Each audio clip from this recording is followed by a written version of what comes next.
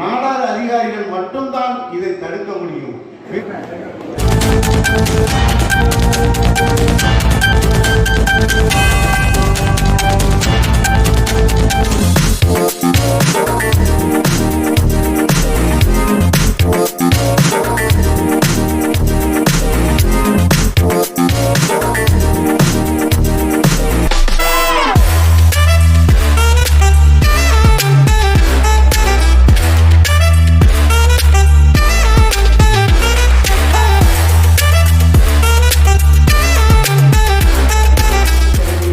சென்னையில் இருக்கின்ற பேராசிரியர் அவர்களும் அருமைக்குரிய அண்ணாச்சி பெரியவர் அவர்களும் நலராக 4 பேர்களும் ஒரே கருத்துக்கள் தான் சொன்னார்கள்.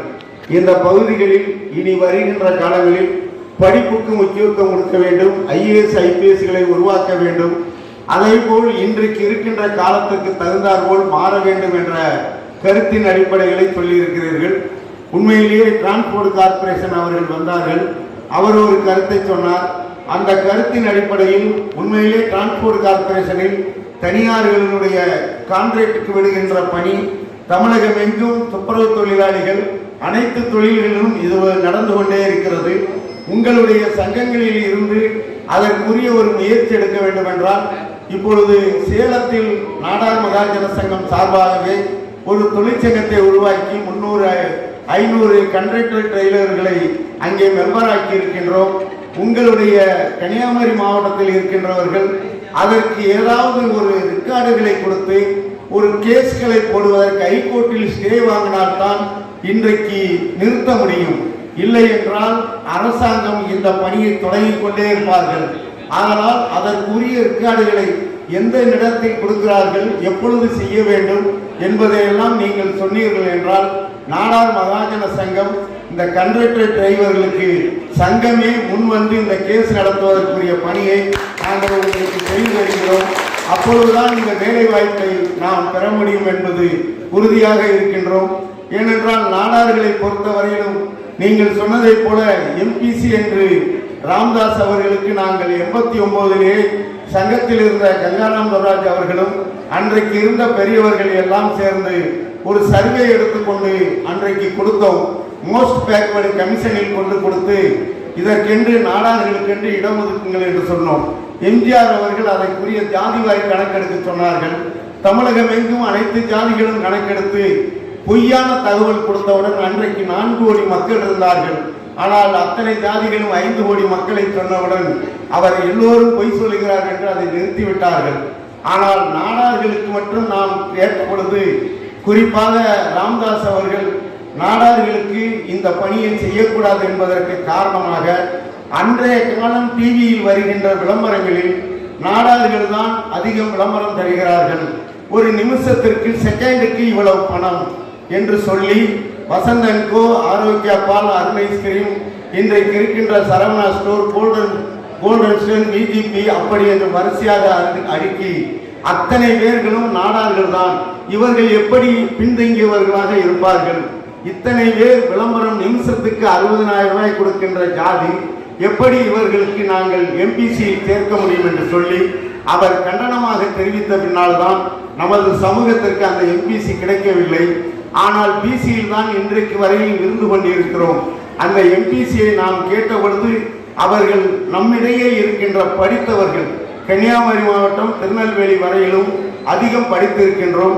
கிறிஸ்தவ அமைப்புகளில் இருக்கின்ற கல்லூரிகள், அதேபோல் உறவின் முறையில் இருக்கின்ற கல்லூரிகளை எல்லாம் கணக்கெடுத்து இத்தனை அமைப்புகளை வைத்திருக்கின்ற நாடார்கள் எப்படி பின்தங்கியவர்களாக வருவார்கள் என்று சொல்லி அதை நமக்கு கொடுப்பதை நிறுத்திவிட்டார்கள். ஆனால் இன்றைக்கு ஒரு காலம் மாறிக்கொண்டே இருக்கிறது. நாம் இன்றைக்கு சரியாக வர வேண்டும். மத்தியில் அமைச்சராக இருக்கிறார்கள் என்று சொன்னார்கள். இன்றைக்கு அதற்கு காரணம் ஜெய்சங்கர் இன்றைக்கு ஒரு IRS பாஸ் பண்ணியிருந்தார். அவர் 8 வருட காலம் வெளிநாட்டு தூதுவரில் வேலை பார்த்தார்.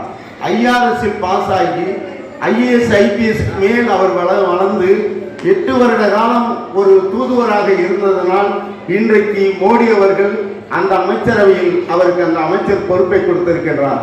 அன்றைக்கு எப்படி வாஜ்பாய் அவர்களுக்கு கொடுத்தார்களோ, மொராய் தேசாய் இருக்கின்ற போது வாஜ்பாய்க்கு கொடுத்ததை போல ஜெய்சங்கருக்கு இந்த பதவி கிடைத்தது ஒரு வாய்ப்பாக இருந்தது.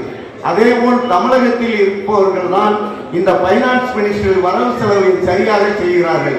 பெருந்தலைவர் காமராஜர் இருக்கின்ற பொழுதும் டிடி கிருஷ்ணமாச்சாரி என்ற டிடிகே குரூப்ஸுக்கு தான் அவர் அந்த பைனான்ஸ் மினிஸ்டரை வாங்கி தந்தார். அதேபோல் சிதம்பரம் அவர்களுக்கும் பிரணாப் முகர்ஜி அவர்களுக்கும் வருகை தந்து கொண்டிருக்கிறார்கள்.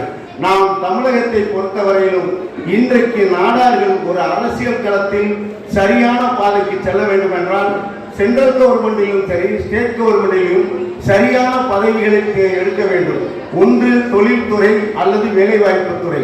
இன்றைக்கு பீகாரில் லல்லு பிரசாத் யாதவும் முலாயம் சிங் யாதவும் அருமைக்குரிய நிதிஷ்குமார் அவர்களும் ரயில்வே அமைச்சர்களாக வந்த பின்னால் தான் நீங்கள் ரயில்வேயில் பயணம் செய்கின்ற பொழுது பார்க்கலாம், அத்தனை பேர்களும் டிடிஆரில் இருந்து அத்தனை பேர்களும் இந்தி பேசிக்கொண்டு வருகிறார்கள் என்றால் அதற்கு முழு காரணம் முலாயம் சிங் யாதவும் லல்லு பிரசாத் யாதவும் தான். அவர்தான் இந்த முயற்சி எடுத்து ஒன்று மட்டும் தெரிந்து கொள்ளுங்கள், அங்கே கல்லூரிகள் கம்மி, பள்ளிக்கூடம் குறை. உத்தரப்பிரதேசிலும் பீகாரிலும் பள்ளிக்கூடங்கள் கம்மி, கல்லூரிகளும் கம்மி, ஆனால் கோச்சிங் சென்டர் கூட. நாம் எங்கே தோற்று கொண்டிருக்கிறோம் என்றால் அங்கேதான். அந்த உத்தரப்பிரதேசத்திலும் பீகாரிலும் கோச்சிங் சென்டரை இன்று முதலமைச்சர்களாக வந்தவர்கள் நமது மக்கள் இவ்வளவு முட்டாள்களாக இருக்கிறார்கள், இந்த துறையில் உள்ளே செல்ல வேண்டும் என்று திட்டமிட்டார்கள். திட்டமிட்டு அந்த பணியை அவர்கள் இதற்கென்று கோச்சிங் சென்டர்களை உருவாக்கி வருகின்ற முதலமைச்சர் அவர்கள் தான் ரயில்வே துறையில் 3 வருட காலம் இருந்தார். அந்த 3 வருட காலங்களில் அழகாக பணியை அமர்த்தி அதற்கு பின்னால் பீகார் உத்தரப்பிரதேசத்தினுடைய அந்த இந்திக்காரர்கள் அத்தனை பணிகளிலும் வந்துவிட்டார்கள். ஆனால் கோச்சிங் சென்டர் வந்து கொண்டே இருக்கிறது. நாம் பள்ளிக்கூடம் கல்லூரிகளை அதிக வைத்திருக்கிறோம், 80% கல்லூரியில் படித்திருக்கிறோம், ஆனால் கோச்சிங் சென்டர் கம்மியாக வைத்திருக்கிறோம். ஒரு கோச்சிங் சென்டருக்கு போகிறோமா என்றால் இல்லை. அந்த கோச்சிங் சென்டருக்கு போகாதால் நாம் அந்த இடத்தில் தோல்வியை அடைந்து கொண்டிருக்கிறோம். இங்கே எல்லோரும் சேர்ந்து வில்லுக்குரியில் கோச்சிங் சென்டரை துவக்க சொன்னார்கள். நாங்கள் நாடார் மகாஜன சங்கம் வில்லுக்குரி பெரியவர்கள் இடம் தருகிறேன் என்று சொன்னார்கள். நாங்கள் நாடார் மகாஜன சங்கம் தொழிலதிபரிடம் நீங்கள் யாராவது கெட்டி கொடுங்கள் என்று கேட்டு இருக்கிறோம். கெட்டடம் கெட்டி முடித்து நாங்கள் அதற்கு தயாராக திறப்பதற்கு தயாராக இருக்கிறோம். ஆனால் நமது இளைஞர்கள் மாணவ மாணவிகளை படிக்க வைப்பதற்கு நீங்கள் தயார் செய்ய வேண்டும். இந்த கூட்டத்தினுடைய நோக்கமே அதுதான். நாடார் மகாஜன சங்கம் எடுக்கின்ற இந்த பணி 10வது 11வது படிக்கின்ற பொழுது நாடார்களை அழகாக சொன்னார், இன்ஜினியர் டாக்டர் என்று கேட்பதை போல நீங்கள் IAS IPS group 4 group 2 IAS IPS என்றால் கேரளாவிலேயோ பீகாரிலோ வேலை செய்ய வேண்டும். ஆனால் குரூப் 1 குரூப் 2 என்றால் தமிழ்நாட்டுக்குள்ளேயே வேலை பார்க்கலாம். குரூப் 1 பாஸ் ஆனால் வருஷத்துக்கு 100 பேர் எடுக்கிறார்கள். குரூப் 1 பாஸ் ஆனால் 100 பேரும் தமிழகத்தில் தான் வேலை செய்வார்கள். 10 DSP இருப்பார்கள், 10 சப் கலெக்டர் இருப்பார்கள். இந்த 10 DSP வருகின்ற பொழுது 5 வருஷத்தில் SP ஆகிவிடுவார், 10 சப் கலெக்டர் கலெக்டர் ஆகிவிடுவார். இதை நோக்கி நகர வேண்டும் என்று நம்மளுடைய அதிகாரிகள் நமக்கு சொல்லுகிறார்கள். நாடார் அதிகாரிகள் நான் அருமைக்குரிய டேவிட்சன் அவர்களையும் சைலேந்தர் பாபு அவரிடம் இதை கொண்டு பேசுகின்ற பொழுது நீங்கள் IAS IPS விட குரூப் 1 நாடார்களை 10% பிடிக்க வையுங்கள். ஏனென்றால் அந்த குரூப் 1 பிடித்தால்தான் தமிழகத்தில் இருக்கின்ற நாடார்களுக்கு நன்மை செய்ய முடியும். அதுதான் இன்றைக்கு தேவை. இன்றைக்கு நாங்கள் நேற்று ஒரு சர்வே எடுத்தோம். அழகாக இன்றைக்கு IS கமிட்டி இருக்கிறது. இன்றைக்கு டேவிட்சன் அவர்கள் இருக்கின்ற பொழுது 15 DSP நாடார்கள் சட்டை போடாத சென்ட்ரல் கவர்மெண்ட் போலீஸாக இருக்கிறார்கள். ஏனென்றால் அவர்கள் நாணயமானவர்கள், கரப்ஷன் இல்லாதால் அந்த துறையில் அவர்களைத்தான் நிறைய வைத்திருக்கிறார்கள். தமிழ்நாடு முழுவதும் கவர்மெண்ட்டுக்கு கொடுக்கின்றது 45 இன்ஸ்பெக்டர் இருக்கிறார்கள் நாடார்கள். இத்தனை துறையில் அவர்களை வைத்ததற்கு காரணம் இந்த துறையில் இவர்கள் ஒழுக்கமாக சர்வீஸ் பண்ணுகிறார்கள் என்கிறார்கள். அந்த மாதிரி நாம் இன்றைக்கு உருவாக்க வேண்டியது குரூப் 1 குரூப் 2 தான். அதே போல IAS தான் ஆக வேண்டும் என்றால் நீங்கள் மாணவர்களை 10th இருந்தே தயார் பண்ணுங்கள். +1 +2 இருந்து நாம் வீடுகளில் முதலில் அவர்களுக்கு என்ன தேவை, அந்த பிள்ளையை ஒரு கிராமத்தில் ஒரு பிள்ளையை தத்தெடுப்போம். இந்த பிள்ளை IAS ஆக போகிறது, IPS ஆக போகிறது, இல்லது குரூப் 1 ஆக போகிறது, குரூப் 2 ஆக போகிறது என்றால் அவர்களை நீங்கள் தத்தெடுத்து கொடுங்கள். நாங்கள் அந்த செலவை செலவழித்து அவர்களை உருவாக்கி தருகிறோம். எங்களுடைய நோக்கம் அதுதான். நாடார் மகாஜன சங்கத்தினுடைய சிந்தனை அதுதான். கல்வியை கொடுத்து முடித்து விட்டோம். இனி கல்வி எங்கு வேணாலும் கிடைக்கும். அது கிடைக்காத நேரத்தில் தான் நாம் கிடைத்தோம். இந்த கல்வி என்பது கிடைக்காத கல்வி. அதை நாம் இன்றைக்கு கிடைத்து விட்டோம். ஆனால் இனி வென்று எது தேவையோ அதைத்தான் செய்ய வேண்டும். இன்றைக்கு தேவை வேலை வாய்ப்பு. வேலை வாய்ப்பை சரியாக உருவாக்க வேண்டும். கோச்சிங் சென்டர்களை உருவாக்க வேண்டும். ஒரு மாணவன் பள்ளிக்கு கல்லூரிக்கு செல்லுகிறார் என்றால் 3 வருடம் முன்னால் சேர்ந்தவுடனேயே அவனை கோச்சிங் சென்டர்களில் ஆரம்பிக்க வேண்டும். 2 மணிக்கு கிளாஸ் முடித்து விட்டான் என்றால் 3 மணி நேரம் ஒரு கோச்சிங் சென்டருக்கு சென்றால் 3 வருடம் டிகிரி முடிக்கின்ற பொழுது அரசாங்க வேலையை தட்டி பறித்து விடலாம். ஏனென்றால் ஒரு காலம் அரசியல்வாதிகளிடம் நாடார் சமுதாயம் 10 லட்சம் 20 லட்சம் சமூக நலத்துறை சாதாரண சத்துணவு பொறுப்புக்கு கூட 5 லட்சம் கொடுத்து ஏமாந்த நாடார்கள் தமிழகம் எங்கும் இருக்கிறார்கள். அரசியல்வாதிகளிடம் சென்று சென்று அலைந்து அவர்களால் வேலை வாங்கி தர முடியாமல் பணத்தையும் திருப்பி கொடுக்காமல் அலைந்தவர்கள் தமிழகம் எங்கும் இருக்கிறார்கள். அதற்கு பின்னால் தான் நாடார்களுடைய நிலைப்பாடு முறிந்து இன்றைக்கு மீண்டும் அத்தனை அமைச்சர்கள் மீதும் இன்றைக்கு வழக்குகள் புறப்பட்டு விட்டது. வேலை வாங்கி தருவதாக மோசடி செய்த பின்னால் இன்றைக்கு மீண்டும் டிஎன்பிசிக்கு திரும்பி கொண்டிருக்கிறது. அத்தனை துறையும் இந்த துறையெல்லாம் டிஎன்பிசிக்கு வருகின்ற பொழுது நாம் சரியான இடத்தில் கோச்சிங் சென்டரை ஆரம்பித்தால் சரியான இடத்தில் அந்த நாடார்களை கொண்டு உட்கார வைத்து விடலாம். ஒரு காலம் டிஎன்பிசியை இல்லாமல் இவர்களாக போட்டுக் கொண்டிருந்தார்கள் ஒவ்வொரு அமைச்சரும். 30 வருஷத்துக்கு முன்னால் 2 கழகங்களும் இதை செய்து கொண்டே இருந்தது. அதனால் தான் நமக்கு பெரிய பாதிப்பு. அந்த பாதிப்புகளில் 2 கழகங்களிலும் நாடார் அமைச்சர்கள் வலுவாக இல்லை. அதனால் நமக்கு வந்த பாதிப்பு தான். அவர்கள் நாடார் அமைச்சர்கள் போய் உட்கார்ந்து பேசி கேட்பதற்கு இல்லை. பதவியில் வேலை போடுகின்ற இடத்தில் இல்லை. ஒரு கல்வி அமைச்சர் அரங்கநாயகத்திற்கு பிறகு கிடையாது. எந்த துறையில் எடுத்து பார்த்தோம் என்றாலும் அந்த பொறுப்பில் இருந்த ஆர்டர் போடுற இடத்தில் இல்லை. ஒரு இணை துணையாகத்தான் வைத்திருக்கிறார்கள். ஒரு 30 வருடம் 25 வருஷம் பார்த்தீர்கள் என்றால் தெரியும்.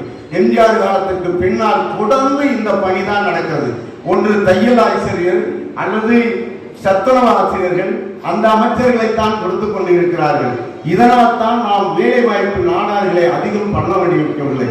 நாம் இன்றைக்கு தயாராக வேண்டியது நம்மளுடைய கடமை.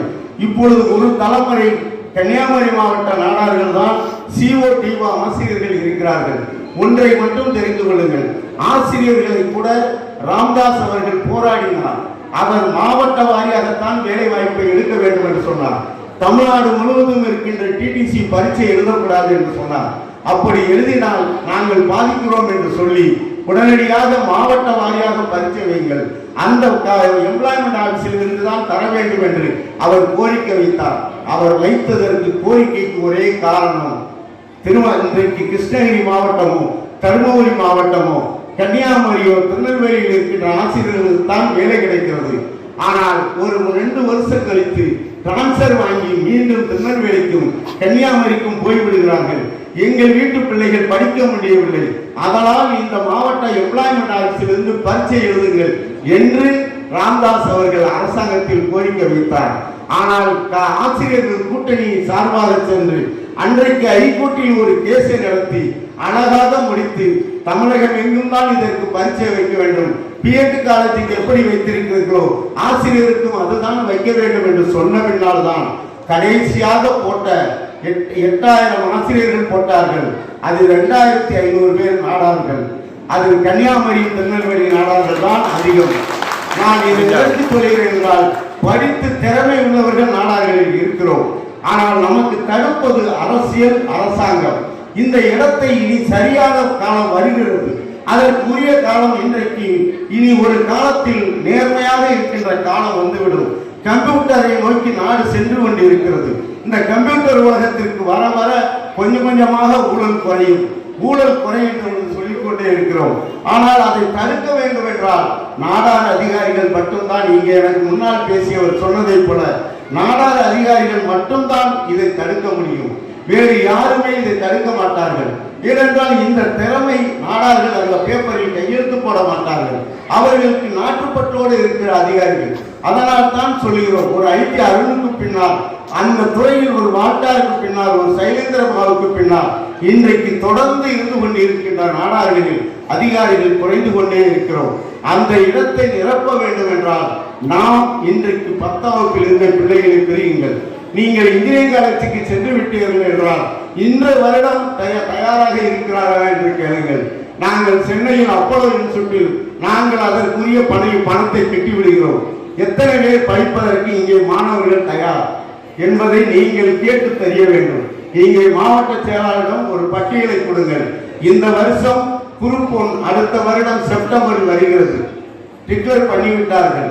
செப்டம்பரில் குரூப் 4, குரூப் 2, குரூப் 4 IAS அத்தனைக்கும் இன்றைக்கு காலண்டரை அடித்து வெளியிட்டு விட்டார்கள் டிசம்பரில்.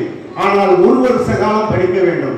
எல்லோரும் என்ன நினைக்கிறோம், விளம்பரம் போட்டுவிட்டு 3 மாதத்திற்கு முன்னால் கோச்சிங் சென்டருக்கு போகிறார்கள். கோச்சிங் சென்டருக்கு போய்விட்டு எப்படி பரீட்சை எழுத முடியும்? 8 லட்சம் பேர் எழுதுகிறாங்க. ஒரு குரூப் 1க்கு 100 பேருக்கு 1 லட்சம் பேர் எழுதுகிறார்கள். அப்படி என்றால் போட்டியாளர்கள் எத்தனை பேர்? அந்த போட்டியாளரை நாம் எப்படி சமாளிக்க போகிறோம்? அதற்கு எத்தனை வருடம் நாம் தயாராக வேண்டும்? 2 வருட காலம் தயாரானால் தான் ஒரு சப் கலெக்டரை அடைய முடியும். அதுதான் நம்மளுடைய நோக்கமாக இருக்க வேண்டும். இன்ஜினியரிங் காலேஜ் முடித்தவர்களாக இருந்தால் நான் 2 வருட காலம் இன்ஜினியரிங் காலேஜ் முடித்து விட்டேன், கண்டிப்பாக நான் சப் கலெக்டர் ஆக போகிறேன் என்ற நம்பிக்கையோடு இருக்கின்ற மாணவன் மாணவியை நீங்கள் தேர்ந்தெடுத்து கிராமத்தில் இருந்து நாடார்களை தாருங்கள். நாங்கள் அந்த செலவை முழுமையாக ஏற்று அவர்களை அந்த பணிக்கு உயர்த்துகிற வரைக்கும் சென்னையில் வைத்து அந்த பணியை செய்வோம். இது நம்மளுடைய தொலைதூர நோக்க திட்டமாக போடுவோம். ஏனென்றால் கன்னியாகுமரியில் தான் இங்கே படித்தவர்கள் நிறைய இருக்கிறோம். ஆனால் ஒரு பக்கம் நிறைய பேர் இந்த வருடமும் வேலைக்கு அங்கே வந்திருக்கிறார்கள், நாங்கள் பார்த்து கொண்டுதான் இருக்கிறோம். ஆனால் இன்னமும் அடித்தட்டில் கிராமத்தில் இருக்கின்ற நாடார்களுக்கு உண்மையிலேயே படிப்பு இருந்திருக்கும், அவர்களுக்கு அந்த வாய்ப்பு வசதி இருந்திருக்காது. எங்கேயோ கோச்சிங் சென்டருக்கு போக முடியாத சூழ்நிலை இருந்திருக்கலாம். அவர்களை நீங்கள் தேர்ந்தெடுங்கள். அவர்களிடம் நல்ல மார்க் எடுத்திருப்பார்கள். 90% ஐயா சொன்னது போல 85% மார்க் எடுத்தவர்களுக்கு கிடைப்பதை போல நல்ல மார்க் எடுத்தவர்களை தேடுவோம். அவர்களுக்கு இந்த வாய்ப்பை கொடுத்தோம் என்றால் சரியான இடத்திற்கு நம்மளுடைய சமுதாயத்தை கொண்டு வரலாம். நாம் இன்றைக்கு திட்டமிட்டு வாழ வேண்டிய காலம். ஒரு காலம் தான் கடினமாக படித்தோம், இன்றைக்கு மூளையை வைத்து வேலை செய்ய வேண்டிய காலத்தில் இருக்கிறோம். ஒரு காலம் நம்ம கடுமையாக மம்முட்டியை வைத்து வெட்டி கொண்டிருந்தோம், இன்னைக்கு சொட்டு நீர் பாசனமாக மாறிவிட்டது. எங்கேயோ உட்கார்ந்து கொண்டு பட்டண அமைக்கு தண்ணீர் பாய்ச்சி கொண்டிருக்கிறார்கள். அதே போல் காலம் மாறிக்கொண்டு விவசாயத்தில் இருந்து அத்தனை துறையும் நவீனமாக மாறிக்கொண்டே இருக்கிறது. இந்த நவீனமான காலத்தில் நாம் நவீனமாக மாற வேண்டும். இன்றைக்கு இந்த சமூகத்தை மாற்றம் செய்ய வேண்டியது நம்மளுடைய கடமை. கன்னியாகுமரி மாவட்டத்தை மீண்டும் மீண்டும் முருகனிடமும் நான் இங்கே இருக்கின்ற நிர்வாகிடம் சொன்னதற்கு காரணம், எப்படியாவது இங்கே இருந்தால் மக்களை எடுக்க முடியும். ஏனென்றால் அங்கே கோவில்பட்டியில் இருந்து நீங்கள் திண்டுக்கல் வரை இருக்கின்ற நாடார்கள் அத்தனை பேர்களும் 8 மாவட்டங்களில் ஒரு 200 பள்ளிக்கூடம் வைத்திருக்கிறார்கள், உறவின் முறை வைத்திருக்கிறார்கள். ஆனால் அத்தனை வீட்டு பிள்ளைகள் வணிகத்தில் தான் இருக்கிறார்கள். அந்த வணிகத்தை விட்டு வெளியில் வேலை வாய்ப்புக்கு வரவில்லை. இன்றைக்கு வணிகத்தை விட்டு கம்ப்யூட்டர் கம்பெனிக்கு சென்று விட்டார்கள். நாங்கள் அதையும் இன்றைக்கு சொல்லிக் கொண்டு இருக்கிறோம். நீ அடுத்த வேணும் சொல்லி கையேந்தி நிற்காது, கம்ப்யூட்டர் கம்பெனி நீ ஆரம்பி என்று சொல்லிக் கொண்டிருக்கிறோம். ஒரு சிவநாடார் போல் 10 சிவநாடார் உருவாகாதான் இந்த சமுதாயத்தை தாக்குப்பிடிக்க வைக்க முடியும். தொழில்துறையில் வளர வேண்டும் என்று ஒவ்வொருவரிடமும் சொல்லி சொல்லி சொல்லி நீங்கள் அமெரிக்காவில் ஆர்டர் எடுத்தால் ஒரு சின்ன கம்பெனி 100 பேரை வைத்து சொல்லுங்கள். அருமைக்குரிய அண்ணாச்சி தனவால் ஆட்சி சிவந்தியாயத்தின் ஸ்கூலுக்கு வந்த பொழுது நான் அதைத்தான் சொன்னேன். நீங்கள் கன்னியாகுமரியில் இருக்கின்ற கம்ப்யூட்டர் கம்பெனி வேலை பார்க்கின்ற நாடார்களை எல்லாம் ஒரு நாள் கூட்டுங்கள். இன்றைக்கு பூனேயில் பார்த்தீர்கள் என்றால் ஒரு 150 பேர் இருப்பார்கள். அங்கே போய் இன்றைக்கு ஹைதராபாத்தில் பார்த்தீர்கள் என்றால் இருக்கிறார்கள். அத்தனை பேர் அட்ரஸை எடுத்து குமரி மாவட்டத்தில் இருந்து வெளியில் வேலை செய்கிற நாடார்கள், கம்ப்யூட்டர் கம்பெனியில் வேலை செய்கிற நாடார்களை ஒருங்கிணைத்து ஒரு நாள் மீட்டிங் கொட்டி ஏன் இந்த குமரி மாவட்டத்தில் ஒரு கம்பெனி ஆரம்பிக்க கூடாது என்று சிந்தனைக்கு வாருங்கள். நாம் என்றைக்கு அந்த தொழில்துறைக்கு செல்ல வேண்டும். அடுத்த வேணும் சொல்லிட்டு 10 லட்சம் ரூபாய் சம்பளம் வாங்குவது முக்கியம் அல்ல. அந்த 10 லட்சத்தை நாம் 10 பேருக்கு கொடுக்கின்ற காலத்துக்கு வந்தால்தான் நாம் சரியான தொழில்துறைக்கு இருக்கிறோம் என்பதுதான் அர்த்தம். இன்றைக்கு ஆரோக்கிய பால் இருக்கிறார் என்றால் 5 லட்சம் பேரிடம் பால் வாங்குகிறார். ஒரு நாடார் ஒரே நபர் 5 லட்சம் விவசாயிகளுக்கு வாழ்வாதாரம் கொடுத்துக் கொண்டிருக்கிறார். இன்றைக்கு ஆவின் பால் அவ்வளவு பேருக்கு வாங்கவில்லை. ஒரு தனிநபர் நாடார் 5 லட்சம் பேர்களுக்கு பாடு கொடுத்து பாலை வாங்கி அத்தனை லட்சம் லிட்டரை அமுலுக்கு ஈக்குவலாக கொண்டு ஏற்றுமதி பண்ணிக்கொண்டு அருணைஸ்கிரீவும் அந்த போது அத்தனை கம்பெனிகளையும் உருவாக்குகிறார் என்றால் தொழில் எத்தனையோ பேருக்கு வேலை கொடுக்க முடியும். அந்த சிந்தனையை நமது பிள்ளைகளிடமும் இருக்கிறது. நாம் அவர்களை சரியான கைடுபடவில்லை. அதைத்தான் நாம் செய்ய வேண்டும். எனக்கு முன்னாடி இங்கே ஜாதி பற்று இல்லை என்று அந்த பிள்ளைகளும் பொம்பளை பிள்ளைகளும் சொல்லிச்சு. நாம் ஜாதி பற்றி உண்மையிலேயே சொல்லி வளர்க்கவில்லை. அதற்கு காரணம் நாம் ஒரு 150 ஆண்டுகளாக நாம் எப்படியாவது முன்னேற வேண்டும், இந்த சமுதாயம் பட்ட அவமானத்திலிருந்து தொடங்க வேண்டும் என்ற ஒரே சிந்தனை மட்டும்தான் இருந்தது. அதற்கு தேவை படிப்பு, நமக்கு தேவை பணம், சம்பாதிக்க வேண்டும் என்று நினைத்து நம்மளுடைய வாழ்க்கையை ஒரே நேர்காலத்தில் கொண்டு விட்டோம். நமது பிள்ளைகளிடம் வரலாற்றை சொல்லவில்லை. நீங்கள் நன்றாக இன்றைக்கு உலகமெங்கும் இருக்கின்ற அத்தனை பேர்களிலும் ஒரு வரலாற்றை பார்க்கின்ற பொழுது இஸ்ரேல் மட்டும்தான் வரலாற்றை சொல்லி வளர்க்கிறார்கள். இன்றைக்கு மோசஸ் அவர்கள் எகிப்திலிருந்து செங்கடலை கடக்கின்ற பொழுது அழகாக செங்கடலை கடந்து செல்கிறார், மோசஸ் இறைவனிடம் கொடுத்ததை போல. ஆனால் அந்த பிள்ளைகளுக்கெல்லாம் அவர்கள் இன்றைக்கு பக்தார் என்று ஒரு வார காலம் எப்படி கிறிஸ்துமஸ் இருப்பதை போல அந்த ஒரு வார காலம் விரதம் இருக்கிறார்கள். அந்த ஒரு வார காலம் விரதம் இருக்கின்ற பொழுது அந்த பிள்ளைகள் இந்த எகிப்தில் பட்ட கஷ்டங்களையும் சொல்லிக் கொடுப்பதால் தான் இன்றைக்கு வரைக்கும் ஒரு யூதர் கூட சரியான சமூக பற்றோடு இருக்கிறார்கள். அவர்கள் வரலாற்றை நாம் அத்தனை பேரும் தெரிந்து கொள்ள வேண்டும். சமீபத்தில் ஒரு அழகாக ஒரு வரலாறை படித்தோம். கேரளாவில் அவர்களுக்குள் ஒரு சிஸ்டம் இருக்கிறது. ஒரு யூதர் இறந்தால் 12 பேர் இல்லாமல் அடக்கம் பண்ணுவதில்லை. அது ஒரு அவர்கள் சட்டமாக வைத்திருக்கிறார். ஆனால் வரலாற்றை நமது பிள்ளைகளுக்கு நாம் சொல்லிக் கொடுத்தோமா? நாம் பட்ட கஷ்டங்கள் இத்தனை பட்டுவிட்டோம், ஆனால் இன்றைக்கு நாங்கள் இப்படித்தான் முன்னேறினோம் என்று பிள்ளைகளுக்கு சொன்னோமா என்றால் இல்லை. நாம் என்ன நினைத்து விட்டோம்? நாம் பட்ட கஷ்டம் போதும், யாருக்கும் தெரிய வேண்டியதில்லை என்ற மனநிலையிலேயே வாழ்ந்து கொண்டே இருக்கிறோம். அதனால் பிள்ளைகள் என்ன நினைக்கிறார்கள்? எது கேட்டாலும் கிடைக்கிறது, சாக்லேட் கேட்டால் கிடைக்கிறது, போன் கேட்டால் கிடைக்கிறது, எது கேட்டாலும் கிடைக்கிறது, அந்த வசதிக்கு வந்து விட்டோம் என்று மனதுக்கு வந்து விட்டார்கள். ஆனால் வரலாற்றை நாம் சொல்லவில்லை. இன்றைக்கு மீண்டும் சமூக அமைப்புகள் வரலாற்றை சொல்ல வேண்டியது இருக்கிறது. நாங்கள் அதைத்தான் சாத்தூரில் சொன்னோம். சமூக வரலாறை நாம் மாற்ற வேண்டும். இன்றைக்கு ஒரு முக்தார் ஒரு கேள்வி கேட்டார் என்று நாங்கள் சொல்லவில்லை. நீங்கள் காமராஜர் அரசியலாக பார்க்கலாம், ஆனால் சமூக வரலாற்றை நாம் திருப்பி விடுவார்கள். இனி வருகின்ற காலங்களில் நாடார்கள் தவறானவர்கள் என்று இன்றைக்கு சொன்னார் ஆசிரியர் அவர்கள் சொன்னார். எந்த ஊருக்கும் நாங்கள் அதைத்தான் பெருமையாக சொல்லுவோம். தமிழகம் எங்கு எந்த ஜாதி வாழ்ந்தாலும் ஒரு நாடார் வீடு கேட்டால் கொடுத்து விடுவார், ஒரு நாடார் கடை கேட்டால் கொடுத்து விடுவார்கள். ஏனென்றால் அடாடோயை படமாட்டார்கள் என்று நம்பிக்கை வைத்திருக்கிறோம். அதற்கு நம்மளுடைய முன்னோர்கள் பட்ட கஷ்டம், கோயம்புத்தூராக இருந்தாலும் சரி, அது கடலூராக இருந்தாலும் சென்னையாக இருந்தாலும் அத்தனை நாடார் மீது நம்பிக்கை வைத்திருக்கிறார்கள். அவர்கள் உழைத்த உழைப்பின் மூலம் இன்றைக்கு இங்கே இருந்து சென்றாலும் அந்த மரியாதையை வைத்திருக்கிறோம். ஆனால் நாம் இன்றைக்கு அந்த பணியை எப்படி கஷ்டப்பட்டோம் என்ற பிள்ளைகளுக்கு சொல்ல வேண்டிய கடமை நமக்கு இருக்கிறது. அதனால் தான் வரலாற்றையும் சொல்ல வேண்டும்.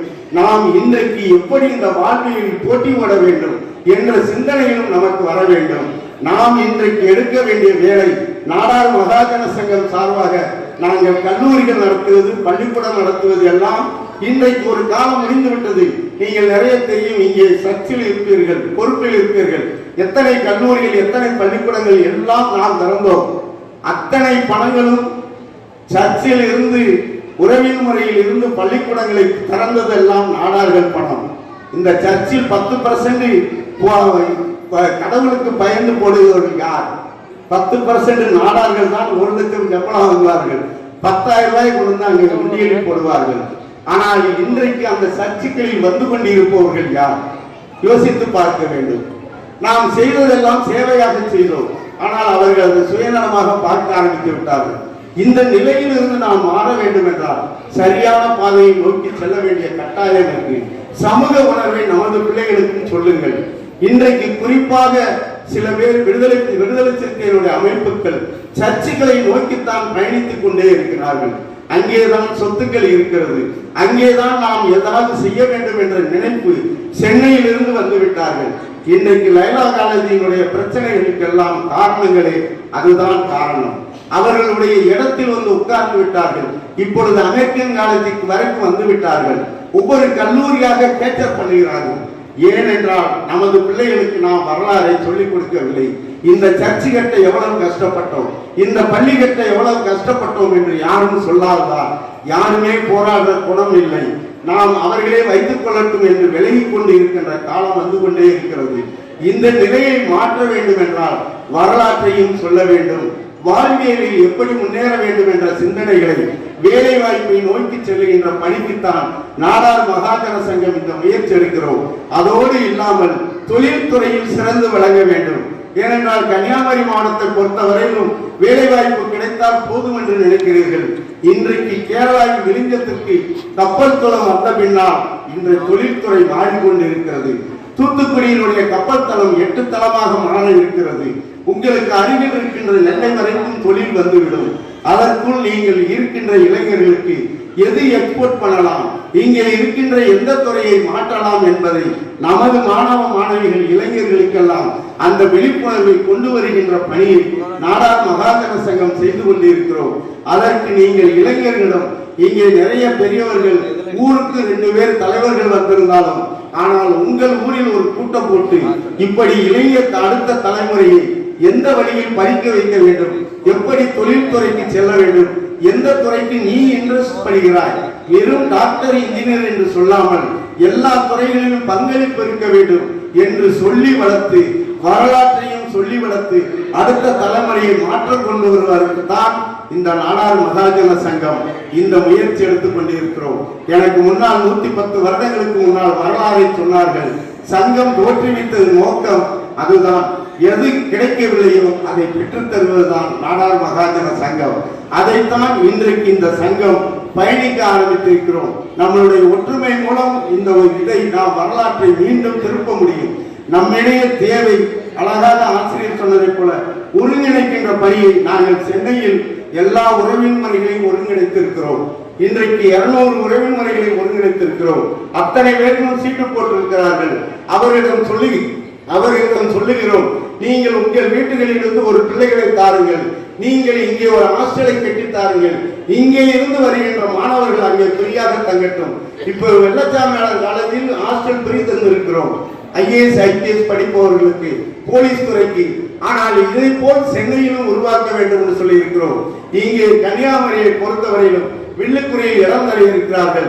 நீங்கள் அதற்கு முன் இந்த வருடம் மாணவர்களை தயார் செய்யுங்கள்.